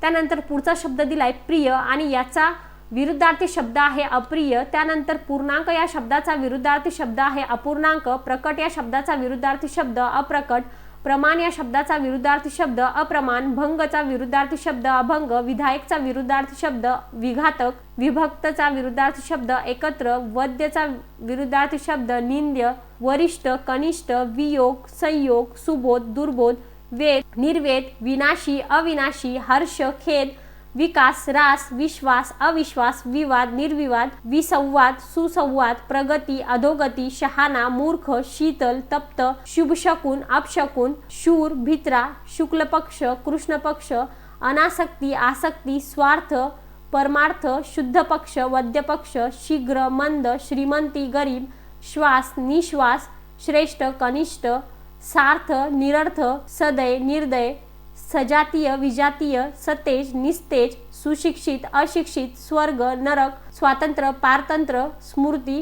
विस्मृती. त्यानंतर पुढचा शब्द दिलाय आपला आणि याचा विरुद्धार्थी शब्द आहे परका, माहेरचा विरुद्धार्थी शब्द सासर, मालकचा विरुद्धार्थी शब्द नौकर, माझीचा विरुद्धार्थी शब्द आजी, येणेचा विरुद्धार्थी शब्द जाणे, श्रुतचा विरुद्धार्थी शब्द अश्रुत, श्लेषचे विरुद्धार्थी शब्द अश्लेष, सुलभचे विरुद्धार्थी शब्द दुर्लभ, सुरूपचा विरुद्धार्थी शब्द कुरूप, सूरचा विरुद्धार्थी शब्द असुर, साम्यचा विरुद्धार्थी शब्द भेद, सुबक, बेडक, सकर्मक, आकर्मक, सकुंचित, व्यापक, सगुण, निर्गुण, सचेतन, अचेतन, सदाचार, दुराचार, सजीव, निर्जीव, सद्गती, दुर्गती, सद्वा, विधवा, सुकर, दुष्कर, सुकाळ, दुष्काळ, सुगम, दुर्गम, सुरेल, बेसूर, अनुज, अग्रज, कृपण, उदार, सुविख्यात, कुविख्यात, क्षम्य, अक्षम्य, सुविचार, कुविचार, सुज्ञ, अज्ञ, सोय, गैरसोय, हितकारक, अहितकारक, हार, जीत, हानी, लाभ, होकार, नकार, क्षणिक, चिरकाळ, ज्ञात, अज्ञात, ज्ञान, अज्ञान,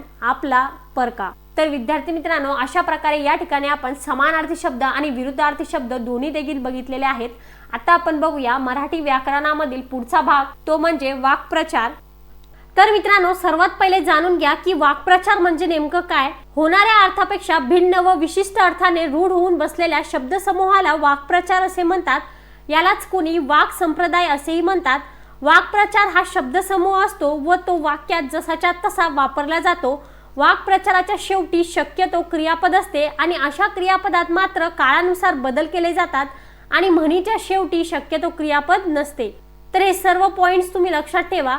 आता या ठिकाणी बघा, पहिला वाक्प्रचार दिलाय सर्वस्व पणाला लावणे, म्हणजेच की सर्व शक्य मार्गाचा अवलंब करणे, साखर पेरणे म्हणजे गोड गोड बोलून आपलेसे करणे, सामोरे जाणे म्हणजे बिगड्या छातीने संकटास तोंड देणे, साक्षर होणे म्हणजे लिहिता वाचता येणे, साक्षात्कार होणे म्हणजे आत्मिक ज्ञान प्राप्त होणे, खरेखुरे स्वरूप कळणे, सुताने स्वर्गाला जाणे म्हणजेच की थोडा सुगावा लागताच संपूर्ण गोष्टीचे स्वरूप तर्काने जाणण्याचा प्रयत्न करणे, सुतोवाच करणे म्हणजे पुढे घडणाऱ्या गोष्टींची प्रस्तावना करणे, सोन्याचे दिवस येणे म्हणजे अतिशय चांगले दिवस येणे, संधान बांधणे म्हणजे जवळीक निर्माण करणे, संभ्रमात पडणे म्हणजे गोंधळात पडणे, स्वप्न भंगणे म्हणजे मनातील विचार कृतीत न येणे, स्वर्ग दोन बोटे उरणे म्हणजे आनंदाने गर्वाने अतिशय फुगून जाणे, हट्टाला पेटणे म्हणजे मुळीच हट्ट न सोडणे, हमरी तुमरीवर येणे जोराने भांडू लागणे, हरभऱ्याच्या झाडावर चढविणे म्हणजे खोटी स्तुती करून मोठेपणा देणे, हसता हसता पुरेवाट होणे म्हणजे अनावर हसू येणे, हस्तगत करणे म्हणजे ताब्यात घेणे, हातपाय गळणे म्हणजे धीर सुटणे, हाताचा मळ असणे म्हणजे सहज शक्य असणे, हात ओला होणे म्हणजे फायदा होणे, हात टेकणे म्हणजे नाईलाज झाल्याने माघार घेणे, हात देणे म्हणजे मदत करणे, हात मारणे म्हणजे ताव मारणे, भरपूर खाणे, हात खाणे म्हणजे धास्ती घेणे, हात चोळणे म्हणजे चरफडणे, हातावर तुरी देणे म्हणजे डोळ्यांदेखत फसवून निसटून जाणे, हात हलवत परत येणे म्हणजे काम न होता परत येणे। त्यानंतरचा वाक्प्रचार दिलाय हात झाडून मोकळे होणे, म्हणजेच की जबाबदारी झटकणे किंवा जबाबदारी टाळून मोकळे होणे, हातपाया पडणे म्हणजे गयावया करणे, हातात कंकण बांधणे म्हणजे प्रतिज्ञा करणे, हाताला हात लावणे म्हणजे थोडी देखील मेहनत न घेता फुकटचे श्रेय घेणे, हातावर शीर घेणे म्हणजे जीवावर उदार होणे किंवा प्राणांचीही पर्वा न करणे, हात धुवून पाठीस लागणे म्हणजे चिकाटीने एखाद्या गोष्टीच्या मागे लागणे, हूल देणे म्हणजे चकवणे, पोटात ब्रह्मराक्षस सुटणे म्हणजे खूप खावेसे वाटणे, प्रश्नांची सरबत्ती करणे, एकसारखे प्रश्न विचारणे, प्राण कानात गोळा करणे, ऐकण्यासाठी अतिशय उत्सुक होणे, प्राणावर उदार होणे, जीवाची पर्वा न करणे, फाटे फोडणे, उगाच अडचणी निर्माण करणे,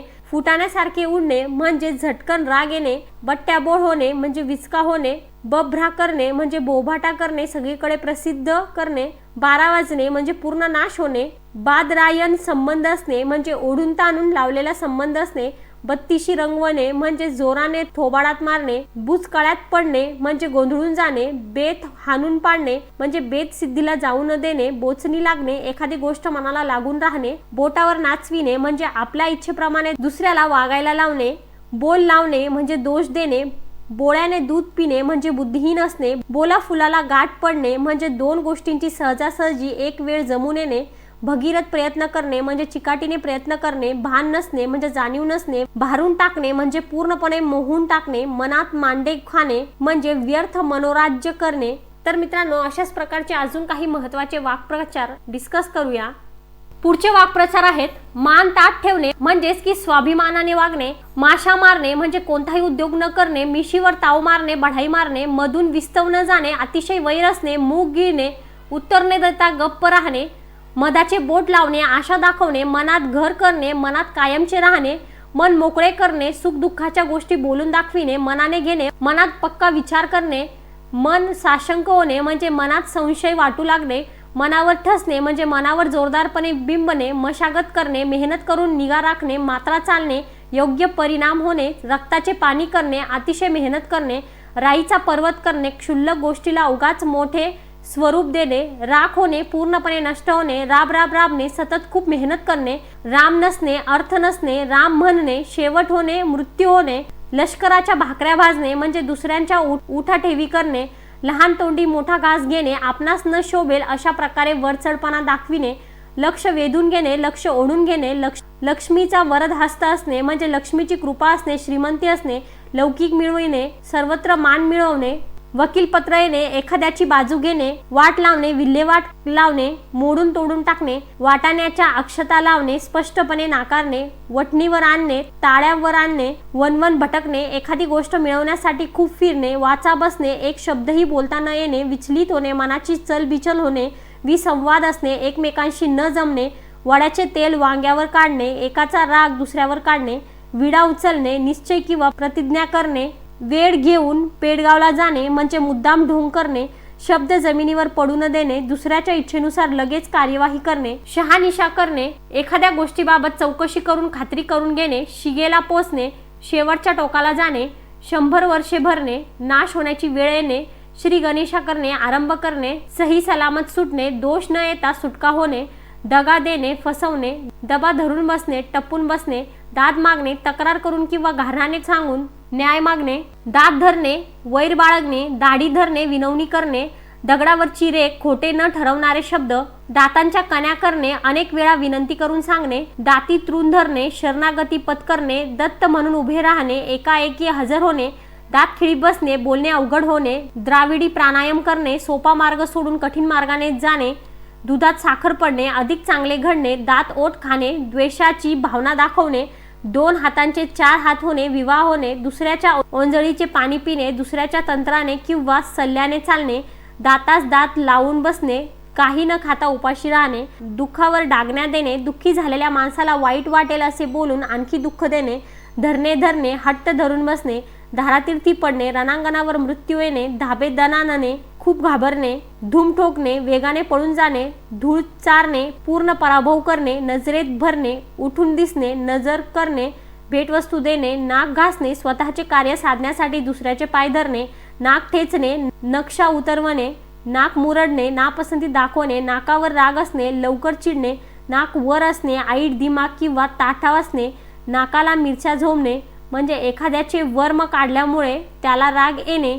विद्यार्थी मित्रांनो, आता आपण बघूया मराठी व्याकरणामधील अतिशय महत्त्वाचा मुद्दा, तो म्हणजे मराठी भाषेतील म्हणी व त्यांचे अर्थ। तर या ठिकाणी बघा, पहिली म्हण दिली, असतील शिते तर जमतील भूते, म्हणजेच की एखाद्या माणसाकडून फायदा होणार असला की त्याच्या भोवती माणसे गोळा होतात।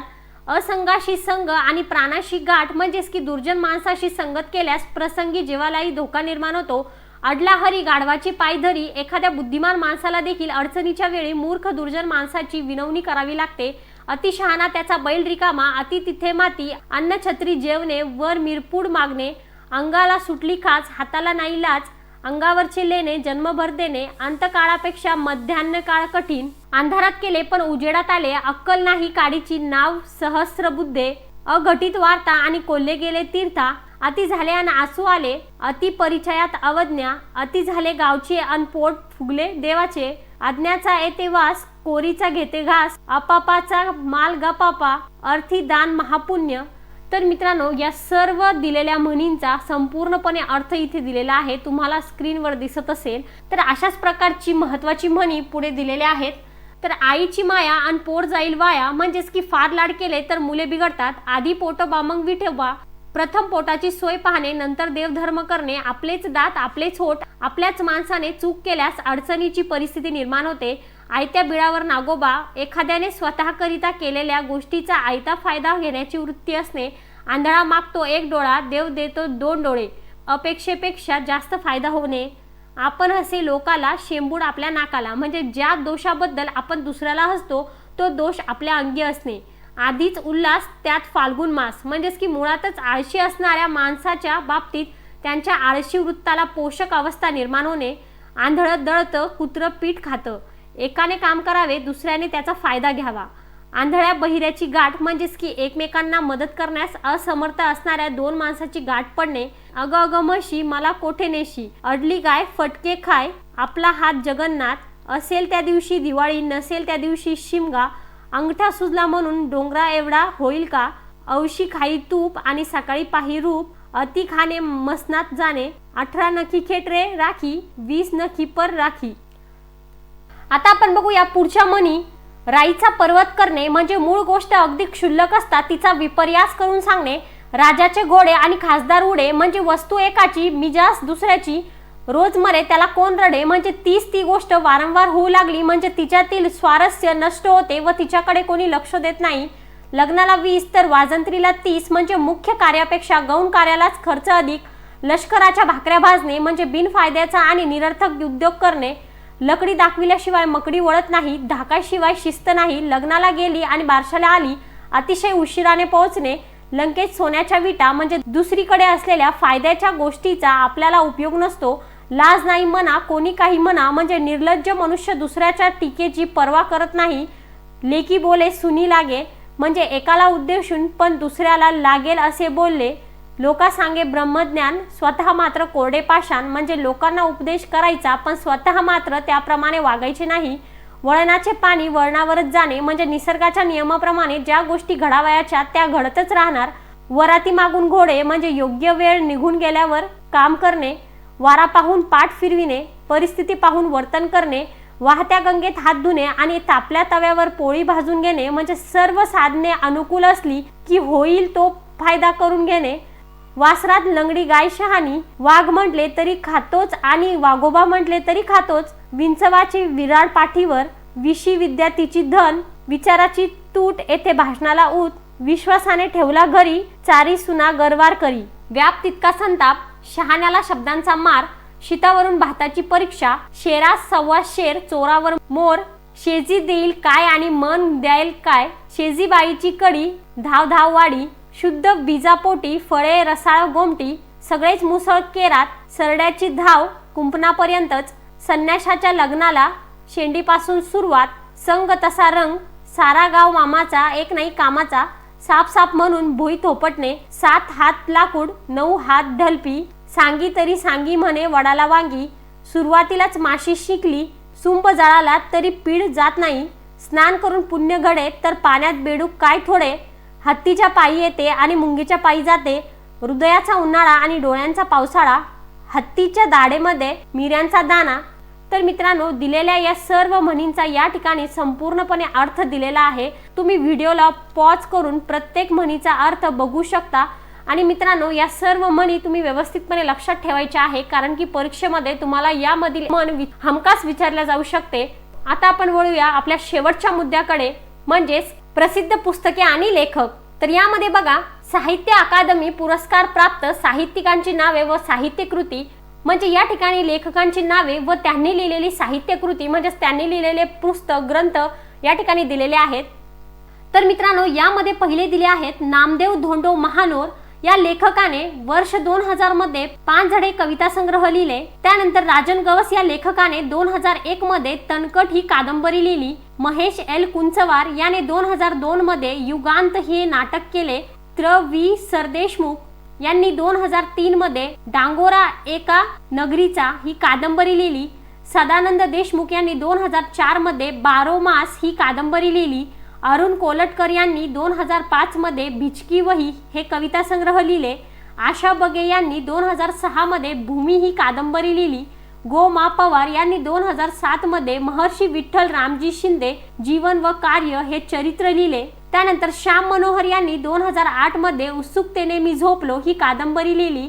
वसंत आबाजी डहाके यांनी 2009 मध्ये चित्रलिपी हे कविता संग्रह लिहिले. अशोक केळकर यांनी 2010 मध्ये रुजुवात ही समीक्षा केली. माणिक गोडघाटे ग्रेस यांनी 2011 मध्ये वाऱ्याने हलते रान हे निबंध संग्रह लिहिले. जयंत पवार यांनी 2012 मध्ये फिनिक्सच्या राखेतून उठला मोर ही लघुकथा संग्रह लिहिले. सतीश काळसेकर यांनी 2013 मध्ये वाचणाऱ्याची रोजनिशी हे निबंध संग्रह लिहिले. जयंत विष्णू नारळीकर यांनी 2014 मध्ये 4 नगरातले माझे विश्व हे आत्मचरित्र लिहिले. अरुण खोपकर यांनी 2015 मध्ये चलत चित्रव्यूह संस्मरण हे केले. त्यानंतर आसाराम लोमटे यांनी 2016 मध्ये आलोक ही लघुकथा लिहिली. त्यानंतर श्रीकांत देशमुख यांनी 2017 मध्ये बोलावे ते आम्ही हे कविता संग्रह लिहिले. म सु पाटील यांनी 2018 मध्ये सर्जन प्रेरणा आणि कवित्व शोध ही समीक्षा केली. अनुराधा पाटील यांनी 2019 मध्ये कदाचित अजूनही हे कविता संग्रह लिहिले. आता या ठिकाणी बघा, काही प्रमुख कथाकार व त्यांचे कथा संग्रह दिलेले आहेत. तर ना सी फडके या कथाकाराने ऊन आणि सावल्या हे कथा संग्रह लिहिले. त्यानंतर वि स खांडेकर फुले आणि दगड, य गो जोशी शेवगाच्या शेंगा, कुसुमावती देशपांडे, विभावरी शिरूरकर यांनी दीपकळी कळ्यांचे निश्वास हे कथा संग्रह लिहिले. पु भा भावे यांनी 17वे वर्ष हे कथा संग्रह लिहिले. मालतीबाई दांडेकर यांनी विसावाचे क्षण हे कथा संग्रह लिहिले. वामन चोरघडे यांनी प्रस्थान हे कथा संग्रह लिहिले. श्री ज जोशी यांनी मामांचा वाडा हा कथा संग्रह लिहिला. अरविंद गोखले यांनी मंजुळा ही कथा संग्रह केली. अण्णाभाऊ साठे कृष्णाकाठच्या कथा, शंकरराव खरात टिटवीचा फेरा, जी ए कुलकर्णी कांजळ माया, गंगाधर गाडगीळ तलावातले चांदणे, शंकर पाटील वळीव, द मा मिरासदार मिरासदारी, व्यंकटेश माडगुळकर हस्ताचा पाऊस, विद्याधर पुंडलिक पोपटी चौकट, व्य पु काळे गुलमोहर, मधु मंगेश कर्णिक झुंबर, विजया राजाध्यक्ष अधांतर, ज्योत्सना देवदर पैलतीर, शैलजा राजे वेगळ्या वाटा, वामन होवाळ वाटा आडवाटा, जयंत नारळीकर यक्षाची देणगी, आशा बगे मारवा, रा बोराडे नाती गोती, गौरी देशपांडे आहे हे असं आहे, योगीराज वाघमारे बेगड, भास्कर चंदनशिव अंगार माती, उर्मिला पवार चौथी भिंत, भारत सासने बंद दरवाजा, सानिया भूमिका, प्रतिमा इंगोले सुगरणचा खोपा, प्राध्यापक आप्पासाहेब खोत माती आणि कागूद, आसाराम लोमटे आलोक. अशा प्रकारे या कथाकाराने कथासंग्रह लिहिले. त्यानंतर पुढे दिलेले आहेत लेखक लेखिका व साहित्य प्रकारांचे नाव. तर या ठिकाणी बघा, माधव विचारे या लेखकाने गीत पुष्पांच्या फुलोरा हे त्यांच्या साहित्य प्रकारांचे नाव आहे. त्यानंतर पुढे दिले यदुनाथ थत्ते यांनी साधना, विनोबा भावे, आपला मान आपला अभिमान, साने गुरुजी जीवन परिचय, यशाची वाटचाल, आपला वारसा, समर्थवा, संपन्नवा, रेशमा, प्रतिज्ञा हे सर्व त्यांचे साहित्य प्रकारांची नावे आहेत. त्यानंतर वसंत जोशी यांच्या साहित्य प्रकारांची नावे अशा प्रकारे आहे: हास्य कल्लोळ, बिनबियांच्या गोष्टी, वि भा नेमाडे, किशोर, डॉक्टर द ता भोसले, इथे फुलांना मरण जन्मता, खसखशीचा मळा, जन्म, पाऊस, परिघावरची माणसं, पार आणि शिवार, समीक्षा आणि संवाद, साहित्य, आस्वाद आणि अनुभव, शिक्षणातील अधिक उणे, संस्कृतीच्या पाऊलखुणा व चावडीवरचा दिवा अशा प्रकारची त्यांची साहित्य कृती आहे.